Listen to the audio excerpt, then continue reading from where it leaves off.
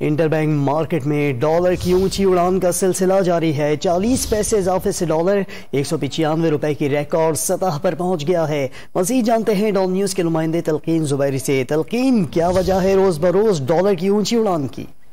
जी बिल्कुल, वजह यही है कि एक तो सियासी हालात वजह बन रहे हैं, दूसरा जो है हुकूमत के जो माशी फैसले हैं उसमें जो है हुकूमत जल्दी नहीं कर पा रही है। इस वजह से जो है हम देख रहे हैं कि डॉलर बढ़ रहा है। कल फॉरेक्स एसोसिएशन की मुलाकात भी जो है वजीर आजम से हुई है जूम के ऊपर, मगर उसके बाद भी जो है आज हमने देखा कि डॉलर ने नई रिकॉर्ड सतह 195 रुपए दिखाई है, जबकि 195 रुपए 50 पैसे की अभी इंटरबैंक मार्केट में बिडें भी आ रही हैं।